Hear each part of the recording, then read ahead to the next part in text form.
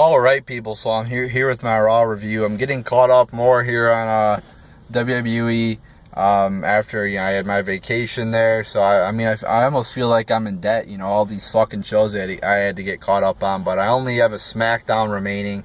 So I'm happy, people. I'm happy that I'm almost done. But then we got an NXT show and then SummerSlam. So we got a lot of shit to watch. But let's get into the review. So to start the show, we have Rusev, Reigns, Foley, and a Stephanie McMahon promo. It was a mediocre promo. I have to admit, like last week, Reigns had a couple decent lines here. It seems like they're really making more of an effort for him. They've really done three things with him. They've taken him out of the main event, because I think that's the main reason people were booing him, because they didn't like him in the main event. So they've taken him out of the main event. So I think people are less inclined to boo him now, because they're like, hey, he's out of the main event. We're happy. They're making him do kind of TV 14 lines, and he did a couple of these here. And they're also putting him with Rusev to try to get him some more cheers. So it is succeeding. I'd say he's getting more of a no reaction now than a cheer, but he's not getting as many boos. But this promo here, I thought it was an unnecessary promo. Because the reason they had it was to create the match, and I don't get why they had the Rusev Reigns match here tonight when they're going to have it at SummerSlam. That made no sense to me at all. This promo, like I said, it didn't really do anything. It was, it was more of the same. It was, I wouldn't say unnecessary, because I guess you could build up to the match, but it didn't build up to the match. It built up to the match tonight, which was, like I said, dumb to have a match tonight. It should have, just had it at SummerSlam. Why fucking throw all your shit out on Raw? Throw your shit at SummerSlam. So this promo I thought was mediocre, not too great. Then we have Sami Zayn defeating Sheamus. Just a boring fucking mid-card match here. If even you would consider this a mid-card match. Sami Zayn and Sheamus aren't even on SummerSlam, I don't think so. I believe we've seen this match before, so it was, like I said, a boring fucking match. You had a distraction from Cesaro to give Zayn the win. I'll give it a half star out of 5. Just a fucking typical, normal, boring fucking match. It's like a 9 to 5 job. Just a nothing match, pretty much. Didn't do anything for me. So a half star out of 5. Then we have the New Day defeating the Dudleys. And another fucking match. I don't know if it was me. I don't think it was me, but this match seemed to have a lot of fucking jobber matches. And I'm not talking about Zayn versus Sheamus. I'm talking about, like, fucking, the New Day versus, like this one. The New Day versus the Dudley Boys. That match is going to be, the New Day is going to win. I call that most people would call that a squash match. I call it a jobber match, whatever the fuck you call it, what you want. And they also call matches between two jobber matches. So this was just a fucking boring fucking jobber match. They continue with the ball. I actually like that, the fucking little comedy there from the club. Some ball jokes. I think they're pretty funny. He's getting testy or some shit like that. It made me laugh. It's definitely kind of funny there. But yeah, this match fucking sucks. So I'm gonna give it 0 out of 5 stars. Just terrible, predictable, and short. So then we have Nia Jax defeating a jobber. Again, just more of the fucking same. Nothing good, nothing entertaining. Not gonna go into great detail on this match, because it was just a squash match. And how long are they going to keep this up for? So the 0 out of 5 stars here, just bad. Then we had a Slater, Lesnar, and Heyman segment here. It was alright, but I keep complaining about this. There's no fucking Orton.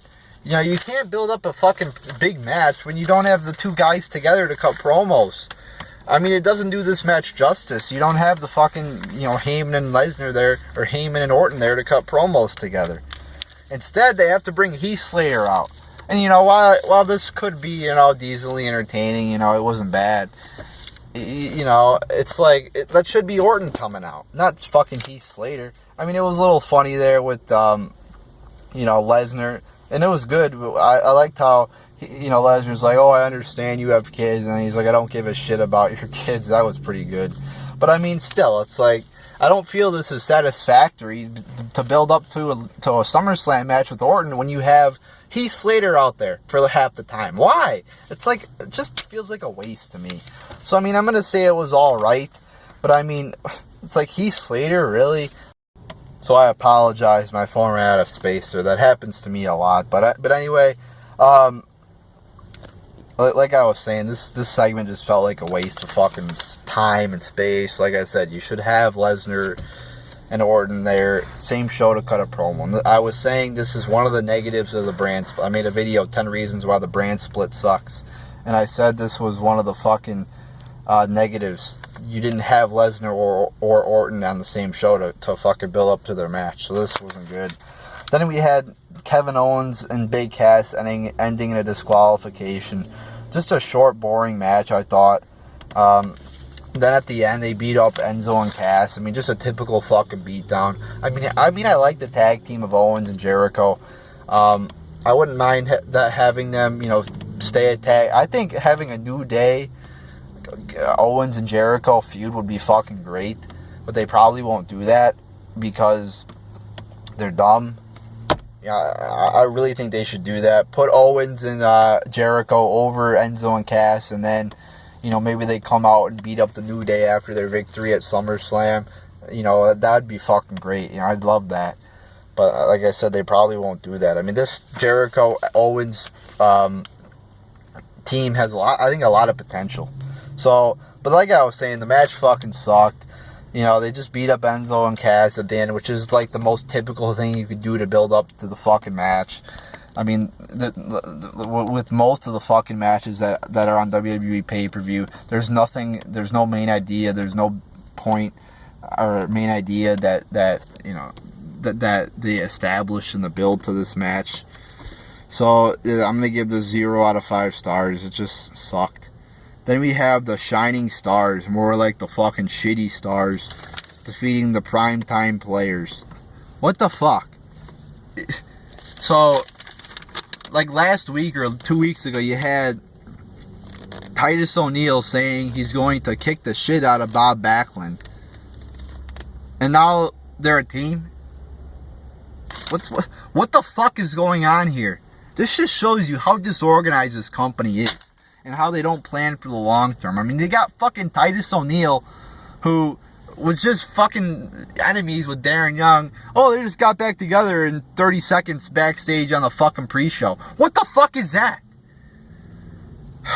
See, this is why I lose so much faith in this company. Because I see shit like this. It's almost like golf, maybe. Except, like in golf, you might have a few good holes, but then I got this game, I'm good at it. Then you fucking hit it in the water 10 times. I mean, that's what I feel with WWE. They might do one good thing, except they don't even do that good thing. But then, you get that bad thing, like this fucking shitty thing, and you just lose all faith in the company. The difference between golf and WWE is WWE doesn't even do anything good. In golf, you have a few good holes, few bad holes. WWE is just all fucking bad holes. All fucking quadruple bogeys. And this was definitely a quadruple bogey. I mean, this is the max number of shots you could get on a hole. Because I think golf is a max number of shots. I mean, this was just terrible. It made no fucking sense at all. And then, at the end, Clash of the Titus to Darren Young. Wow, I didn't see that coming.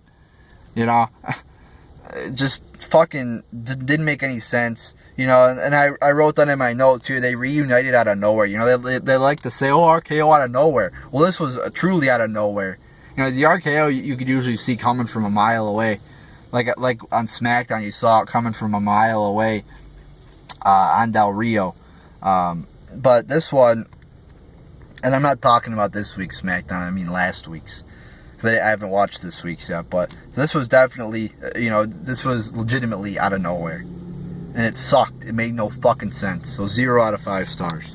Then we have a Rollins coming out to cut a promo. It's basically him calling out Balor. Fucking typical. We see this all the time. Oh, you're going to come out? You're going to come out? And then he doesn't come out. Oh, he's scared. He's scared. And then his music hits. We've seen that a million times. So he comes out, and all they do is a fucking 1-minute brawl. I mean, like I said, a brawl. A fucking brawl is, again, your most fucking typical build to a match. It doesn't really further the feud any. We've seen it a million times before. It's nothing special. They didn't even have Balor cutting a promo. What? What the fuck? Again, there's no... The main idea going into this feud is Finn Balor's name. Oh, the Demon King. I mean, I'm not a big fan of that, to be quite honest. You know, I kind of like the idea, oh, it's his... You know, he's got like a demon side to him. I mean, it's not like the greatest thing ever, but I think it's a decent idea to build off of, definitely. But I mean, I just hated how they obsessed over, oh, Finn Balor's name. Oh, it comes from a medieval monster. I don't give a shit. That should not be on Raw. That's a waste of fucking time. And this was a waste of time, too, because you didn't have Balor cut a promo. So it was nothing good. The brawl wasn't good. And this segment just overall sucked. Then we have the Club defeating Goldust and R-Truth. Or the Golden Truth. Oh, I'm sorry, guys. The Golden Truth. Again, a short fucking jobber match. Waste of time. Again, the goal. You know the Club's going to win in like 2 minutes. This is a terrible fucking match. 0 out of 5 stars. Then we have Charlotte defeating Alicia Fox. Alicia Fox? Where the fuck has she been? Alicia Fox. I didn't even know she was still employed by this company.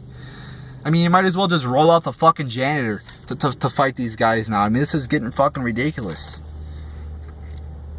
So, the match, again, typical fucking boring-ass match. You know who's going to win. It's a waste of fucking time. You shouldn't have these matches, you know, back-to-back jobber matches. And we had one earlier in the show with Nia Jax. You had the New Day defeating the Dudleys. I mean, how many fucking jobber fucking matches can you have on a motherfucking show? So, you know, they win, you know, then the figure 8 is put on Sasha. You know, because of Dana Brooke distraction. Who the fuck? Again, kind of, you know, I'll give them a tad bit more credit because they, you know, they were like, oh, Sasha could be injured going into the pay-per-view. But still, we've seen that before. It's not, again, there's no good main idea going into this feud at SummerSlam, this match at SummerSlam either. So this is another 0 out of 5 star match. Then we have Reigns defeating Rusev in the main event. Again, dumbass idea to have a SummerSlam match on Raw the week before SummerSlam. Oh, that's real smart. Yeah, that's real fucking smart. So this was just a fucking, you know, if this is any, you know, preview of SummerSlam, holy shit, I'm in for a long ass boring match at SummerSlam.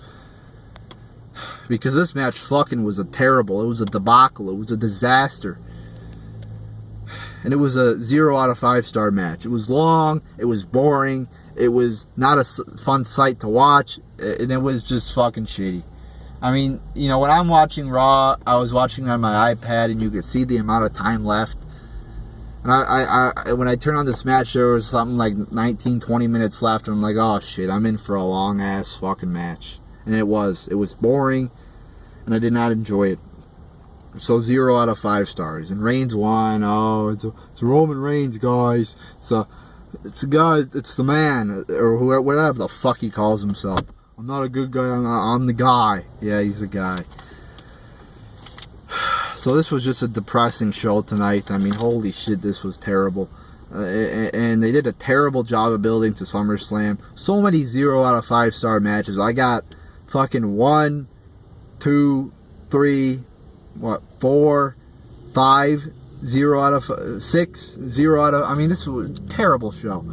0 out of 10 star show tonight for sure. I mean, they really got to get their shit in line. I mean, I'm not saying this. I'm not giving this show the matches 0 out of 5 star ratings just to seem cool or just to rant or seem tough or whatever the fuck.